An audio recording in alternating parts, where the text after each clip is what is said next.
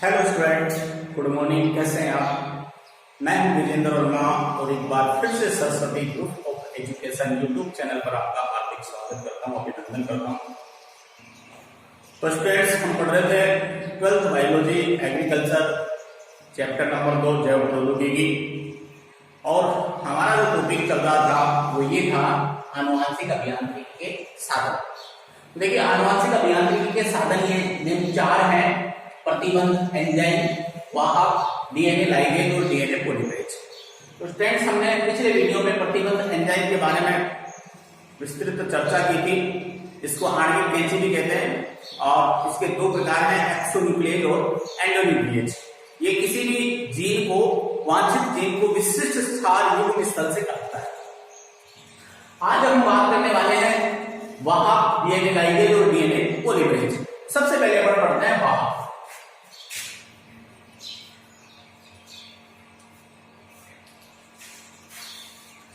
देखिए स्टूडेंट्स, वांछित जीन को पृथक करने के बाद हमने पहले इसमें पढ़ा था कि सबसे पहले वांछित जीन को पृथक किया जाता है। पृथक करने के बाद एक वाहक की आवश्यकता होती है जो वांछित जीन सहित प्रपोषी कोशिका में प्रवेश करके अपने डीएनए की पुनरावृत्ति कर सके। देखो, सबसे पहले वांछित जीन को पृथक किया और उस वांछित जीन को किसमें प्रविष्ट कराएंगे? वाहक में। उसके बाद किसकी आवश्यकता होती है? वाहक की। और उस वांछित जीन को उस वाहक में प्रवेश करा करके और वो वांछित जीन सहित वो वाहक किसमें प्रवेश करवाया दिया जाता है? परपोषी में, आतिथ्य में, होस्ट सेल में प्रवेश करवा दिया जाता है, ताकि वो अपने डीएनए की पुनरावृत्ति कर सके। तो देखिए, अपन बात करने वाले हैं वाहक की। ये वाहक क्या होता है? तो वाहक जीवाणु कोशिका में पाए जाने वाले अतिरिक्त गुणसूत्र डीएनए है। ये अतिरिक्त गुणसूत्र डीएनए होते हैं।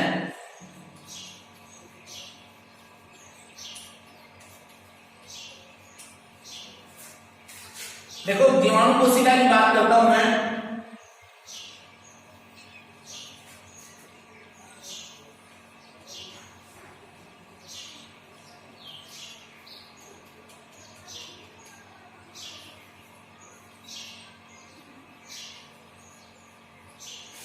ये जीवाणुविक डीएनए है, जीवाणुविक आनुवंशिक पदार्थ है, और ये जो है ये वाहक है, प्लाज्मिड। अभी अपन बात करेंगे। तो वाहक क्या होता है? देखो, जीवाणु कोशिका में पाए जाने वाले अतिरिक्त गुणसूत्र डीएनए हैं, ये वाहक होते हैं जो स्वयं पुनरावृत्ति कर सकते हैं। ये अपने आप की पुनरावृत्ति, अपनी संख्या, पुनरावृत्ति का मतलब आप सब जानते हैं कि अपनी संख्या लगातार बढ़ा सकता है स्वयं। ये स्वयं पुनरावृत्त होते हैं, सेल्फ रेप्लिकेट होते हैं, और जीवाणु कोशिका के जीवित रहने तथा उसकी वृद्धि के लिए आवश्यक नहीं होते हैं। इस प्लाज्मिड का इस जीवाणु की वृद्धि और जीवित रहने से कोई संपर्क नहीं होता है। ये स्वतंत्र होते हैं, ये स्वतंत्र रूप से अपनी अभिव्यक्ति प्रदर्शित करते हैं, ये पुनरावृत्ति करते हैं, और ये वर्ताकार होते हैं। इनको आसानी से इससे अलग किया जा सकता है, आसानी से इसको अलग किया जा सकता है। और इसके ऊपर एक विशेष चीज ध्यान रखना, इसके ऊपर विशिष्ट प्रतिबंध स्थल होते हैं, जिनको विशिष्ट रेस्टिफिकेशन एंडोजन न्यूक्लियस एंजाइम की सहायता से काट करके और जीन को प्रवेश कराया जा सकता है। और जब इसमें देखो, इसको जब निकाल करके अपन इसमें किसको प्रवेश करवा देंगे? जब जीन का प्रवेश करवा देंगे तो ये बन जाएगा कौन सा डीएनए? पुनर्योगज डीएनए। अब इसको क्या कहेंगे? पुनर्योगज डीएनए। ठीक है? इनमें पुनरावृत्ति आरंभक स्थल होते हैं,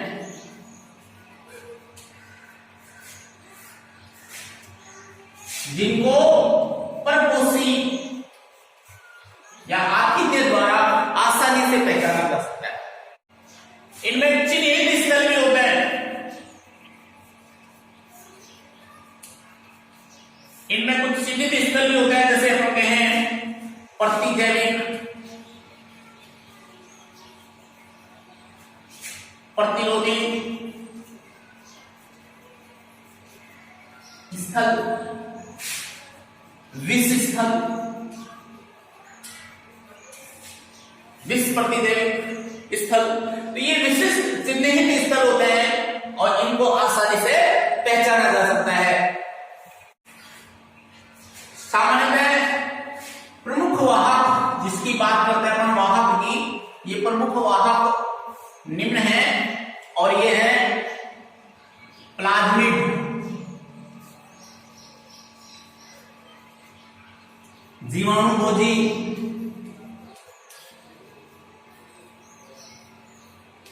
जीवाणुभोजी,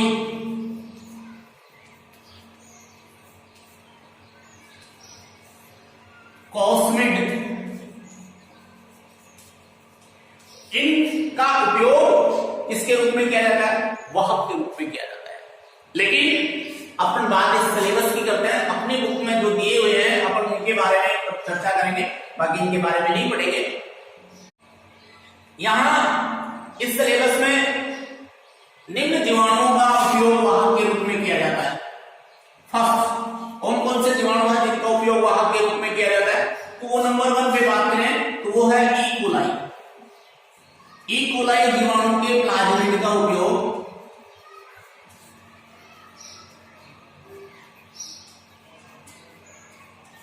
जंतुओं में, और नंबर 2 की बात करें तो एग्रोबैक्टीरियम, एग्रोबैक्टीरियम ट्यूमिफेसियंस,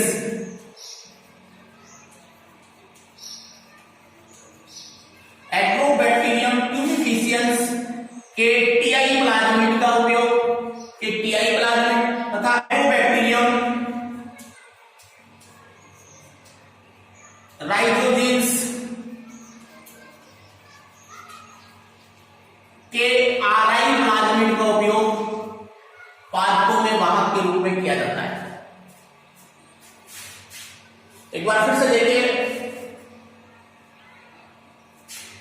कि वांछित जीन को पृथक करने के बाद वाहक की आवश्यकता होती है और वांछित जीन को वाहक में निवेशित करवा करके ये वाहक वांछित जीन सहित प्रकोष्ठी कोशिका में प्रवेश करा दिया जाता है, जहां उसके आनुवंशिक पदार्थ यानी डीएनए की पुनरावृत्ति होती है।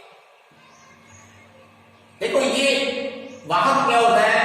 ये वाहक जीवाणु कोशिका में पाए जाने वाले अतिरिक्त गुणसूत्र हैं। ये गुणसूत्र तो ये है इसका डीएनए ये है, लेकिन अतिरिक्त ये होता है इसका, इससे कोई इसके जीवित रहने तथा वृद्धि के लिए आवश्यक नहीं होता है ये वाहक। और ये वर्ताकार होता है, इन पर कुछ विशिष्ट प्रतिबंधन स्थल होते हैं। हमने पहले पढ़ा था प्रतिबंध एंजाइम में, इनमें विशिष्ट प्रतिबंध स्थल होते हैं जहां से विशिष्ट छाया युक्त स्थल से इसको कौन काटता है? रेस्ट्रिकेशन एंजाइम काटता है और इसमें आसानी से किसको प्रवेश कराया जा सकता है? वांछित जीन को प्रवेश कराया जा सकता है। अब इसको अपन क्या कहेंगे? पुनर्योगज डीएनए कहेंगे। जब वांछित जीन का प्रवेश इसमें करवा देता है तो उसके बाद इसको कहते हैं पुनर्योगज डीएनए। इनमें पुनरावर्ती आरंभक स्थल होते हैं जिनको प्रकोष्ठी द्वारा आसानी से पहचाना जा सकता है और इनमें कुछ चिन्हित स्थल भी होते हैं, जैसे प्रतिजैविक प्रतिरोधी स्थल या विष प्रतिजैविक स्थल। और इनके अलावा अपन बात करें तो वाहक जो होता है, वाहक ये 3 है। प्लाज्मिड का भी उपयोग वाहक के रूप में किया जाता है, जीवाणुभोजी का भी और कोष्मिड का भी। लेकिन अपने इस सिलेबस से रिलेटेड मैं बात करता हूं तो अपने सिलेबस में दिया हुआ है कि नंबर 1 वाहक जो है ई कोलाई, उसका उपयोग, उसके प्लाज्मिड का उपयोग, ई कोलाई के प्लाज्मिड का उपयोग जंतुओं के लिए किया जाता है, जबकि एग्रोबैक्टीरियम ट्यूमिफेसियंस के टीआई और एग्रोबैक्टीरियम राइजोजेंस के आरआई प्लाज्मिड का उपयोग पादपों के लिए वाहक के रूप में किया जाता है। और देखो सबसे अच्छा जो वाहक है जिसकी अपन बात करने वाले हैं, सबसे अच्छा वाहक है पीबीआर 322। पीबीआर 322 इसको सर्वश्रेष्ठ वाहक के रूप में प्रयुक्त किया जाता है। प्लाज्मिड है और अपन बात करते हैं पीबीआर 322।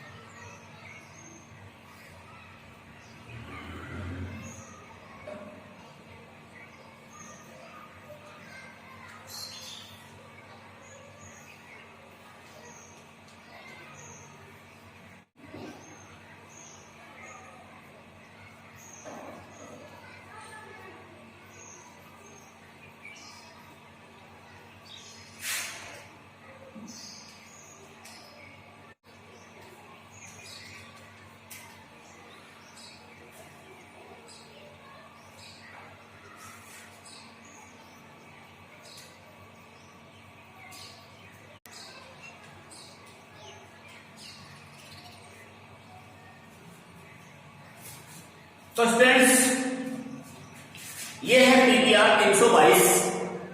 सर्वश्रेष्ठ सबसे अच्छा जो प्लाज्मिड की बात करें, वाहक की बात करें, तो ये पीबीआर 322 सबसे ज्यादा काम में लिया जाने वाला प्लाज्मिड है। अब देखिए, इसमें दो जैविक प्रतिरोधी जीन होते हैं। दो जैविक प्रतिरोधी जीन कौन कौन से हैं? एक होता है टेट्रासाइक्लिन जैविक प्रतिरोधी जीन, और एक होता है एम्पिसिलिन, टीईटी टेट्रासाइक्लिन, और एएमपी ये है एम्पिसिलिन। इन्हें चिन्हित स्थल कहते हैं। अभी अपन बात कर रहे थे चिन्हित स्थल की, तो ये दो चिन्हित स्थल हैं, टेट्रासाइक्लिन और एम्पिसिलिन। और इसमें 12 विभिन्न रेस्टिकेशन एंजाइमों के अभिज्ञान स्थल होते हैं, और वांछित जीन को टेट्रासाइक्लिन और एम्पिसिलिन के बीच में जोड़ा जाता है। यहां जोड़ा जाता है टेट्रासाइक्लिन और एम्पिसिलिन जीन के बीच में इनको जोड़ा जाता है वांछित जीन को। तो ये था पीबीआर 322, ये बड़ा ही इंपॉर्टेंट है। इसमें याद रखना, दो चिन्हित स्थल होते हैं, टेट्रासाइक्लिन और एम्पिसिलिन, और 12 विभिन्न रेस्टिकेशन एंजाइम स्थलों के अभिज्ञान स्थल होते हैं। ये 12 एंजाइम होते हैं इसके ऊपर, और हमेशा वांछित जीन को कहां जोड़ा जाता है? एम्पिसिलिन और टेट्रासाइक्लिन के बीच में जोड़ा जाता है।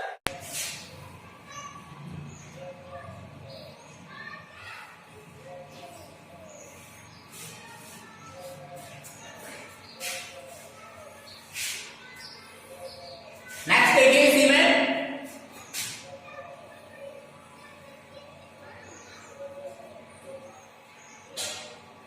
स्टूडेंट्स, ये है प्लाज्मिड। अभी अपन इसकी बात कर रहे थे, इसको पृथक कर लेते हैं। तो ये है प्लाज्मिड,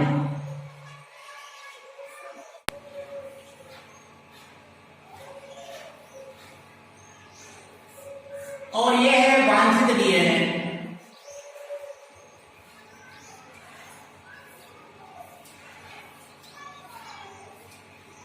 अब इसको एक दोनों, देखो ये या दोनों याद रखना, दोनों को सेम एंजाइम से काटते हैं। इकोराई जो एंजाइम है, इससे दोनों को काटते हैं और इसको काट करके सीधा कर देते हैं।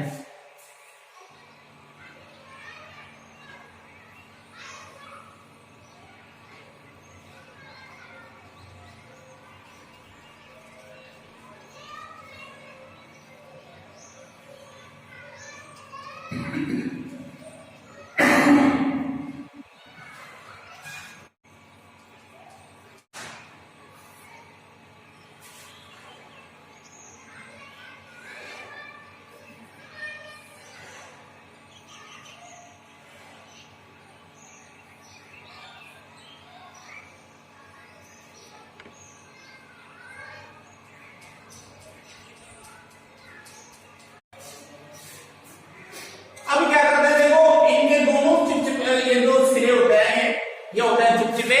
अब इन चिपचिपे सिरों को इसकी सहायता से जोड़ देते हैं लाइगेज एंजाइम की। लाइगेज एंजाइम की सहायता से जोड़ने की क्रिया को बोलते हैं लाइगेशन। तो लाइगेज एंजाइम की सहायता से इनको जोड़ देते हैं दोनों चिपचिपे सिरों। और जब इन चिपचिपे सिरों को अपन जोड़ेंगे तो ये संरचना देखो ऐसे बनेगी।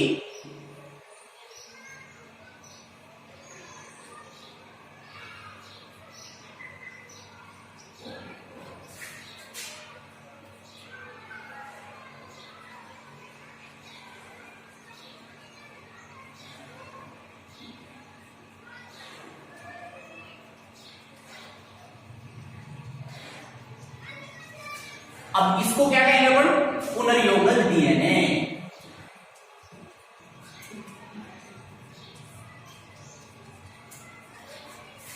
तो इस प्रकार ये जो वाहक है, इस वाहक में इस वांछित जीन को जोड़ करके और ये पुनर्योगज डीएनए बनता है। अब इसको परपोषी कोशिका में प्रविष्ट करा दिया जाता है और ये अपने डीएनए की क्या करता है? परपोषी कोशिका में पुनरावृत्ति करता है, अनेक कॉपी तैयार करता है, कॉपियां बनाता है। तो ये था अपना सेकंड जो टॉपिक था वाहक। अब अपन बात करते हैं नंबर 3 की, डीएनए लाइगेज। बात करते हैं डीएनए लाइगेज।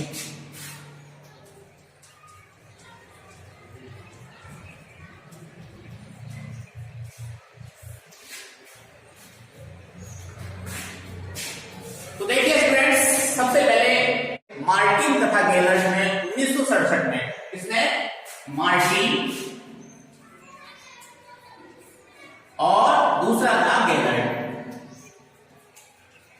1967 में इस डीएनए लाइगेज एंजाइम को खोजा था। ये क्या करता है डीएनए लाइगेज एंजाइम? अभी हमने पढ़ा था वाहक डीएनए और वांछित डीएनए को जोड़ने का कार्य करता है। ये डीएनए लाइगेज क्या करता है? अभी हमने पढ़ा है कि वांछित डीएनए और वाहक डीएनए यानी प्लाज्मिड को दोनों को जोड़ने का कार्य किसकी सहायता से किया जाता है? कौन करता है? ये डीएनए लाइगेज करता है। और जोड़ने की इस क्रिया को बोलते हैं लाइगेशन। क्या कहते हैं इसको? लाइगेशन कहते हैं। लाइगेशन होता है। और इस एंजाइम को, ये डीएनए जो लाइगेज एंजाइम है, इस एंजाइम को ई कोलाई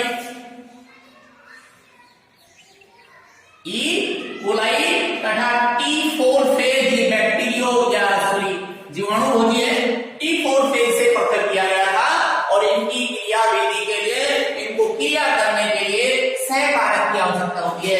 सहकारक की उपस्थिति में क्रिया करते हैं और ये सहकारक कौन से हैं? NAD प्लस और ATP की उपस्थिति में ये क्रिया करते हैं।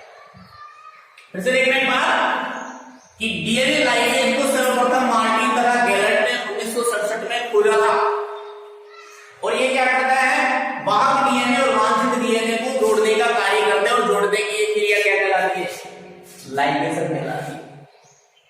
ठीक है?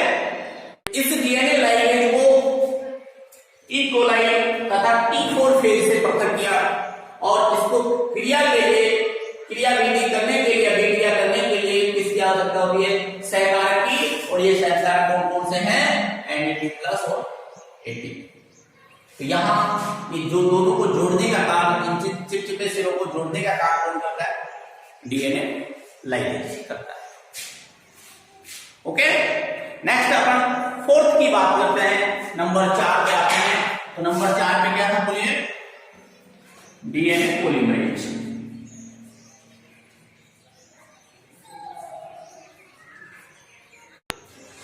तो देखिए स्टूडेंट्स, ये जो डीएनए पॉलीमरेज है, हमने अभी पढ़ा कि लास्ट में ये क्या बनता है? पुनर्योगज डीएनए। तो इस पुनर्योगज डीएनए की अनेक प्रतियां बनाने के काम में आता है। इसका केवल एक काम है कि ये पुनर्योगज डीएनए की अनेक प्रतियां बनाने के काम में आता है। तो ये था अपना आनुवंशिक अभियांत्रिकी के साधन। अब अपन बात करने वाले हैं आनुवंशिक अभियांत्रिकी के चरण। सबसे पहले अपन बात पढ़ेंगे आनुवंशिक अभियांत्रिकी के चरण। तो देखिए, आप पढ़ते हैं आनुवंशिक अभियांत्रिकी के चरण।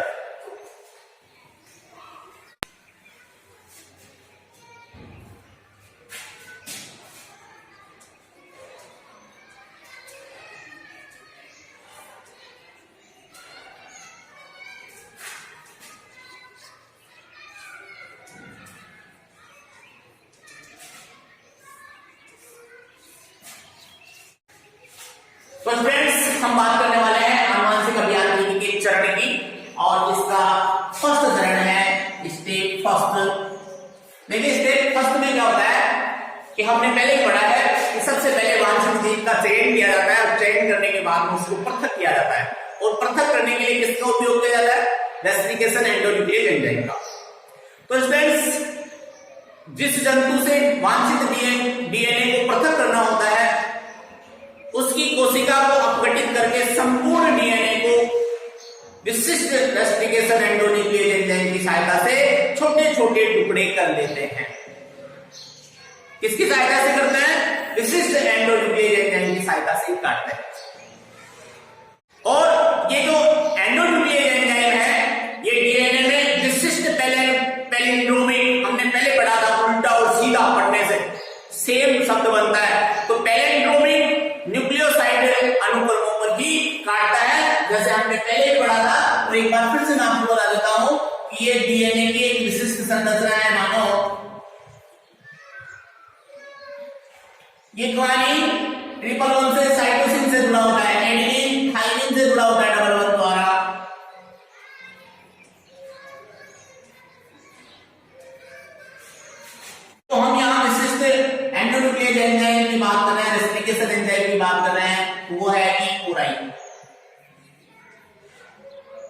ये ई कोबराई क्या करता है, इसको विशिष्ट क्षार स्थल जी और ए के बीच से ही काटता है।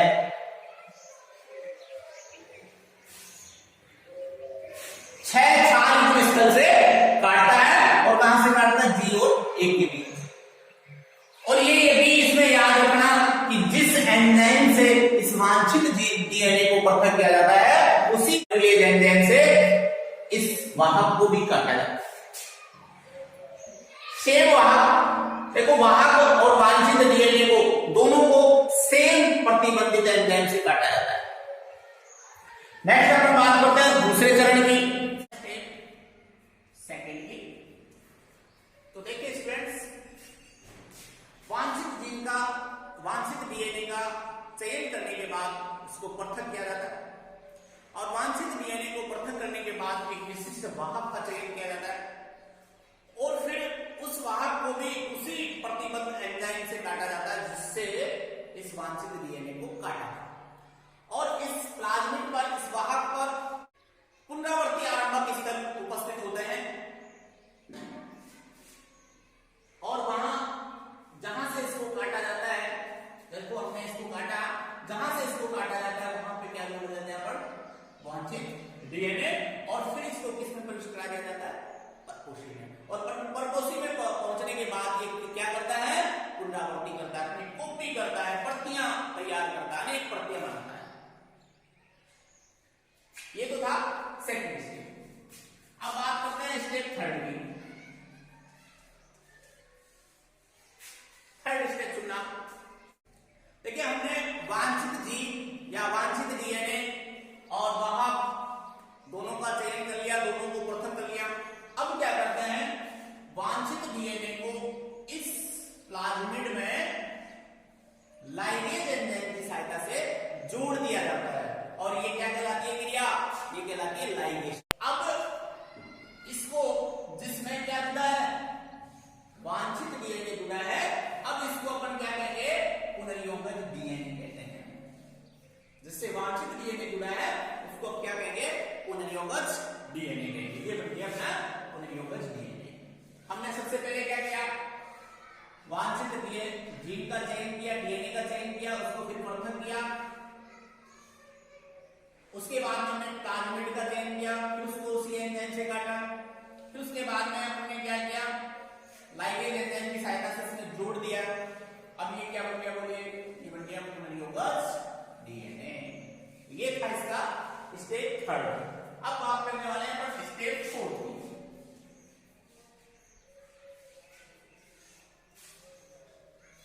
देखिए स्टेप फोर्थ, इस प्रकार ये जो पुनर्योगज डीएनए बना, ये 3 चरणों में ये पुनर्योगज जो डीएनए अपना बना, इस पुनर्योगज डीएनए को बैक्टीरिया में, पुनः बैक्टीरिया में स्थानांतरित कर दिया जाता है और पुनर्योगज डीएनए का बैक्टीरिया की कोशिका में गुणन होता है और अनेक प्रतियां बनाई जाती हैं।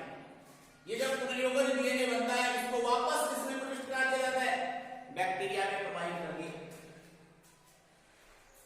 इसको वापस बैक्टीरिया में स्थानांतरित कर दिया जाता है।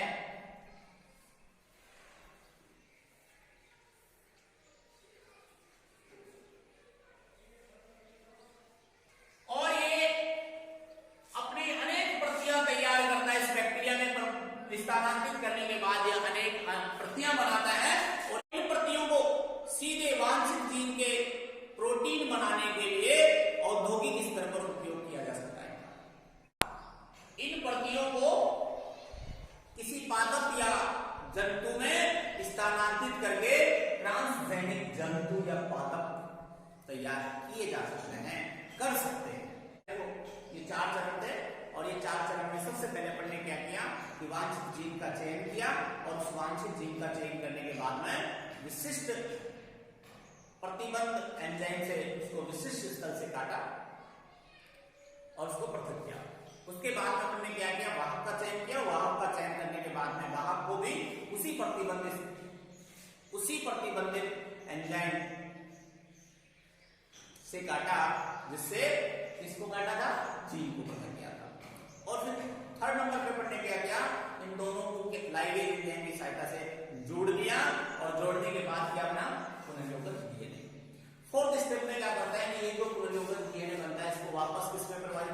स्विच करवा देते हैं, स्थानांतरित कर देते हैं, इसको वापस किसमें स्थानांतरित कर देते हैं, बैक्टीरिया में। और यहाँ पे ये क्या करता है, पुनरावृत्ति करता है, जिससे इसकी अनेक कॉपियां प्रतियां तैयार हो जाती हैं और इन प्रतियों को किसी पादप या जंतु में स्थानांतरित करके ट्रांसजेनिक पादप या जंतु तैयार किए जा सकते हैं। तो स्टूडेंट्स ये आज का अपना इतना ही काफी है और नेक्स्ट डे पर मिलते हैं। Have a nice day, thank you.